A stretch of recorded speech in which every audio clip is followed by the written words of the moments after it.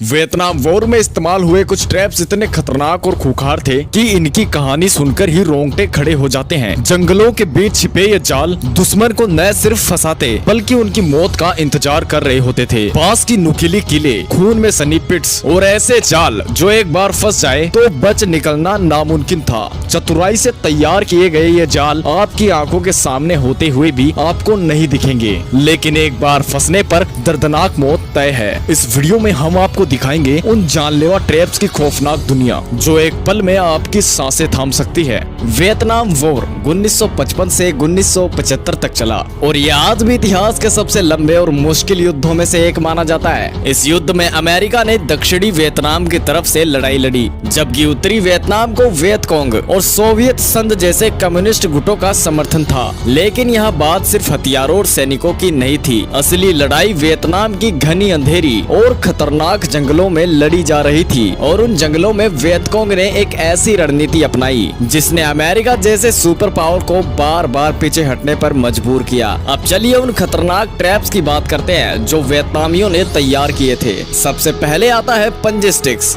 बांस की नुकीली छड़े जो जमीन में छिपा दी जाती थी और सैनिकों को बिल्कुल भी अंदाजा नहीं होता था कि वे कब इसमें गिर जाएं। बस एक कदम गलत और पैरों में तीखी छड़े घुस जाती और सैनिक या तो पूरी तरह घायल हो जाता या उन्हें तुरंत मेडिकल हेल्प की जरूरत पड़ती। कुछ छड़ों पर जहर भी लगाया जाता था ताकि इन्फेक्शन और तेजी से फैले। अब बात करते हैं बाउंसिंग बेडी की। ये माइंस जमीन में छिपाई जाती थी और जैसे ही कोई सैनिक इसके पास आता ये ऊपर उछलकर विस्फोट करती।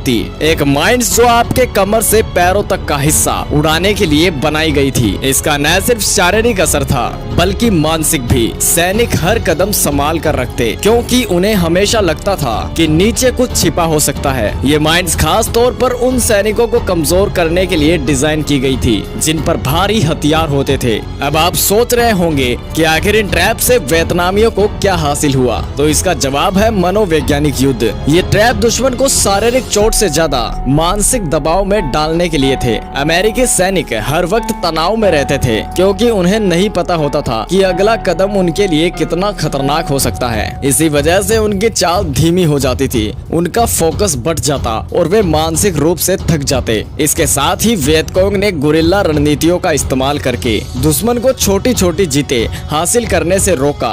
यह युद्ध सिर्फ हथियारों का नहीं था बल्कि दिमाग का था और वियतकोंग इसमें पूरी तरह से महारत हासिल कर चुका था। वियतनाम वॉर हमें एक बहुत बड़ा सबक सिखाता है। आपके पास चाहे जितने भी हथियार हो, लेकिन अगर आपकी रणनीति सही नहीं है तो आपकी जीत की संभावना बहुत ही कम हो जाती है। वियतकोंग ने दिखाया कि कैसे लोकल भौगोलिक स्थिति का फायदा उठाकर और साधारण लेकिन घातक ट्रैप्स का इस्तेमाल करके एक बड़ी शक्ति को चुनौती दी जा सकती है। तो ये थे वियतनाम वॉर के कुछ खतरनाक ट्रैप्स। अगर आपको ये वीडियो पसंद आई है तो वीडियो को एक लाइक करके चैनल को सब्सक्राइब कर लीजिए। और हाँ, अगर आपको मौका मिले वियतनाम के जंगलों में जाने का तो क्या आप जाना चाहेंगे? कमेंट में जरूर बताएं।